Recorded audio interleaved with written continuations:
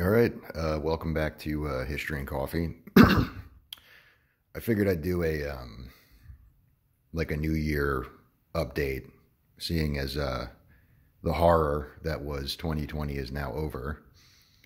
Um, Unfortunately, 2021 is going to bring new and terrible horrors, it seems. So, everybody hold tight, right? But anyway, just sort of wanted to talk about like where I'm going to try to go with the channel and some of the shit I'm going to get into, hopefully. I wanted to continue on with the 19th century project thingy that I was doing, and I'm going to try to move into more of a chronological order. If you follow my videos at all, they're kind of all over the place. But I've sort of tried to concentrate on the pre-Civil War period, and hopefully this year I'll be able to move past that and talk about some of the more traditionally, I guess, the more known Wild West stuff, sort of the post-Civil War period, the late 1860s and 1870s and 80s. Talk about Wild Bill and Doc Holliday and all those characters, because I think they're pretty misunderstood, and folks kind of have their own opinions about people.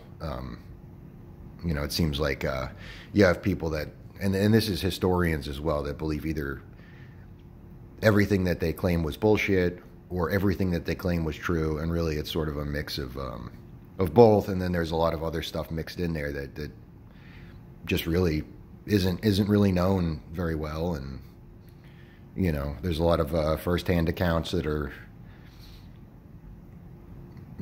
possibly not first-hand accounts. In the case of Ned Buntline, he went and talked to these people and then sort of took their stories and turned them into a more literary, book sale friendly form. But hopefully I'll get into that. The other thing too is I'd like to do a little bit more hands-on stuff. I'd like to do some shooting videos with the percussion guns. Prospecting. So that was a huge part of 19th century America. Actually, the two separate gold rushes brought us out of two separate depressions, and the second one in the 1870s is actually really the reason why the Indian Wars kicked up again, and why all that horrible shit happened with Crazy Horse and the slaughter of the buffalo. And there's also some more stuff to the buffalo there that I'll get into. But I've gotten into prospecting recently, and I figured I'd show how that's done and how it would have been done in the 19th century. The other thing, the real grand plan was to get on the road and visit some of these places. And unfortunately, I've been planning that for quite a while now.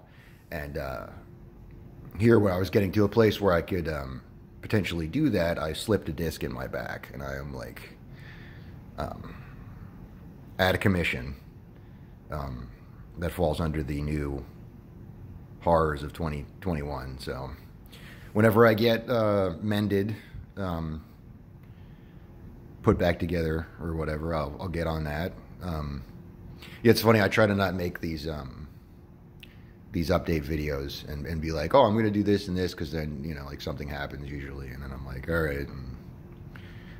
But yeah, so the other thing I wanted to say is if there's any topics that you would like me to cover, or any sort of detail you would like me to elaborate on the topics I've already covered, and it doesn't have to just be the 19th century. If you want to know some more crap about Rhodesia or the Boer War or things like that, those are really my other areas of expertise. I'm not going to get into the Civil War because that is a whole lifetime of research on its own. I'm going to reference it when I talk about some of these 19th century topics, like sort of where Jesse James came from, and the Younger Gang and those guys. So I'll reference it, but I'm not going to get too deep into it because it's that's a all-consuming topic, and there's so much nuance and politics. It's just not something that I could confidently speak on. So thank you for supporting the channel. We've grown a little bit. And like I said, whenever I reach 200 subscribers, I'll get a freaking tripod. And so that better happen, because I need that to do some shooting videos. Yeah, so stay tuned to the channel for some cool stuff. Oh yeah, I'm gonna do some stuff with horses as well. I'd like to again, that was another thing that I had planned for this year that might not happen anytime soon because of the back issue.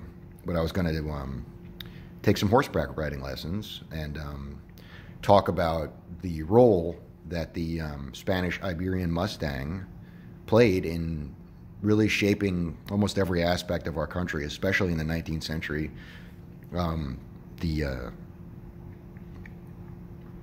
Sort of the way it affected Native American culture, really so many things. It's one of those huge